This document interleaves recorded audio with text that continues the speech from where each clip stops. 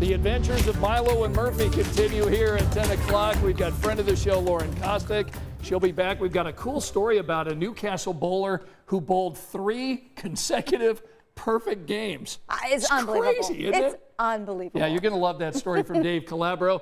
We also have an armed robbery here in Indianapolis that was caught on camera. Video is unbelievable. You'll see that coming up, but we do want to start tonight with the weather because we've enjoyed just another beautiful day, Angela. I saw your picture of the bunnies out back. I know, they were enjoying the weather out in the back parking lot. It is so nice out there. I stopped home briefly for dinner on my dinner break, and there were lots of people out walking the dogs. I can imagine.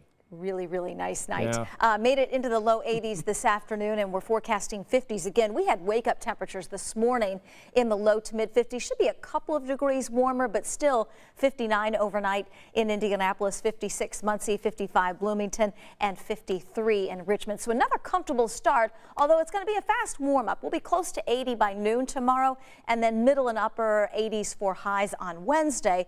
We go upper 80s, low 90s for highs on Thursday, and it starts to get a little more muggy Thursday and Friday. And starting Friday, we've got a daily storm chance. Now, don't let that make you want to cancel any holiday weekend plans. Go ahead and start that holiday weekend early. Make it last a long time.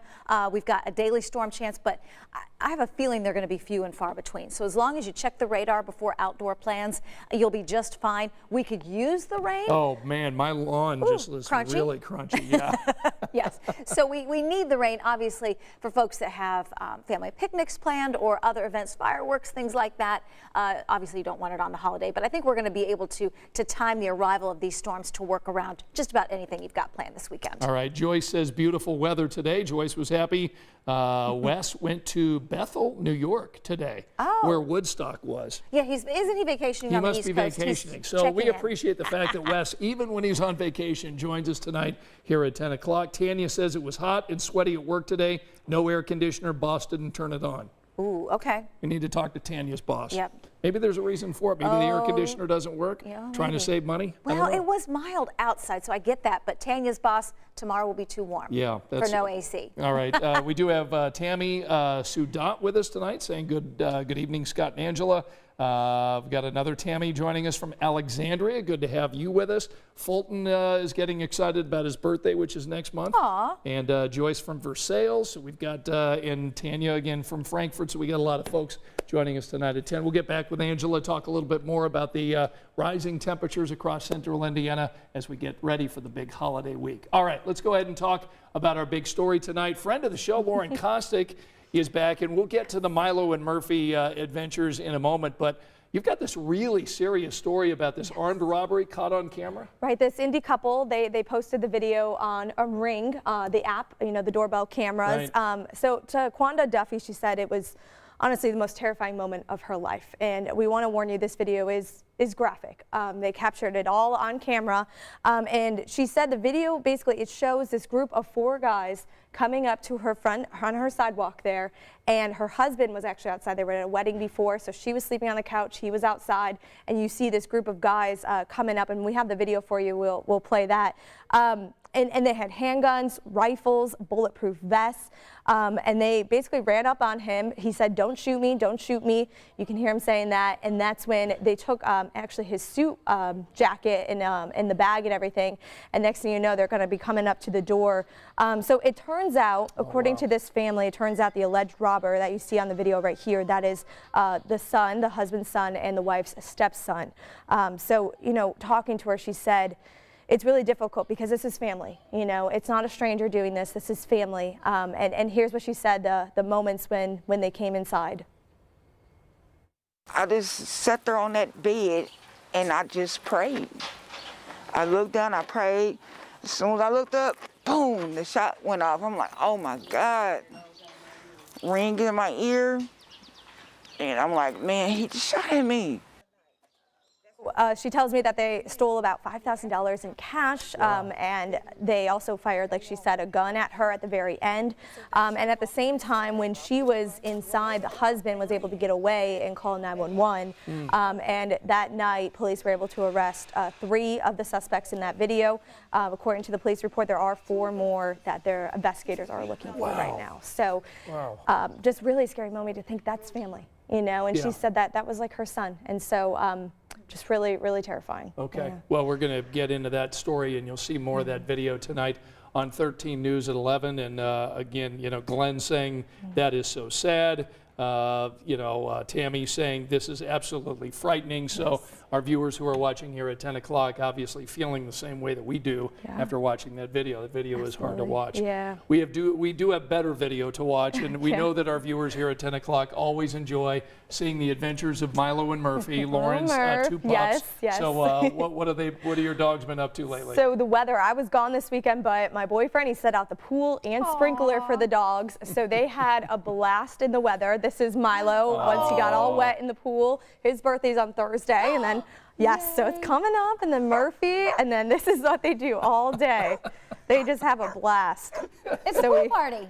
So funny story, I went to the store to buy that pool, and I didn't know it was going to be that big, and so they carried it down, and they're like, oh, here you go. And I was like, oh no. I was like, I had to slam, like shove it into my car. And my boyfriend's like, what did you do? And I was like, I didn't know it was so big, but they love it. So Murphy loves that sprinkler. right. Speaking of needing rain, our grass definitely needed it, so we brought out the sprinkler. There you go. And 2 for 1. yes, and Milo likes to play tug of war, so he is turning 2 on Thursday. So what are you getting Milo for his birthday? We're gonna go 3 Dog Bakery. We're gonna get a little cupcake. We'll do a little candle. Not that he probably cares too much, but we're gonna have. We might set up the pool again. Go to the dog park. So we did a couple slow-mo videos. I love the slow-mo Really good video. creative video.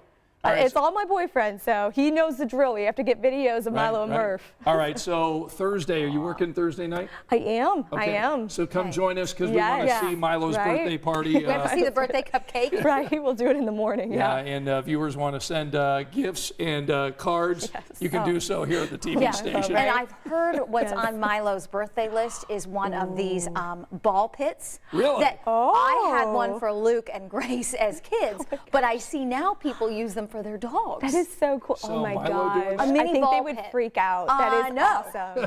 I know. I think they're going to be overstimulated. They're going to love that. That's a good idea. All right, well, come back with us on Thursday night and we'll see what Milo's birthday was all about. All right, either of you ladies bowl? No. Okay, well, yeah, perhaps we've got some bowlers here at 10 o'clock watching.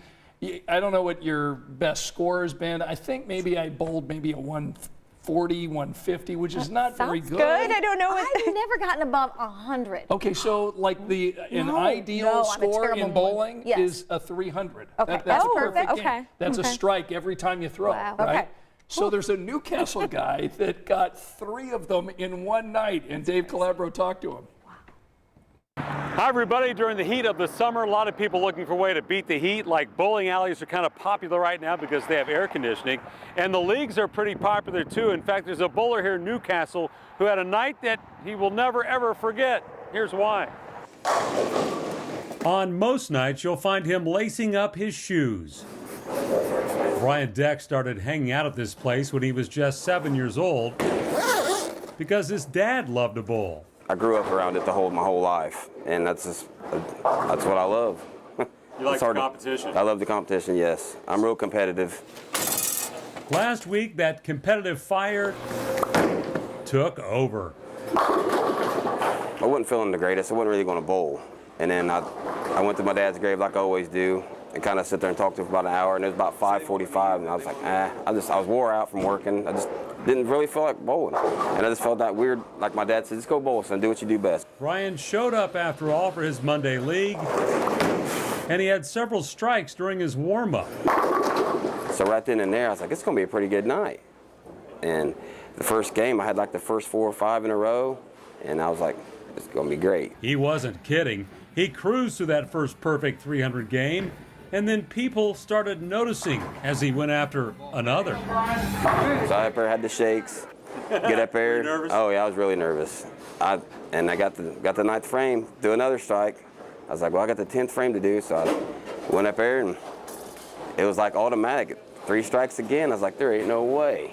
After rolling that second perfect game, he started to run out of energy, and he says the nerves were taking over. So I get up there, and like I said, come on, Dad, pull me through this last game. Come on, you know. And I get up there, and like the 5th frame or the 6th frame, it was like he was just jumped inside my body. It was unreal. Unreal is the right word.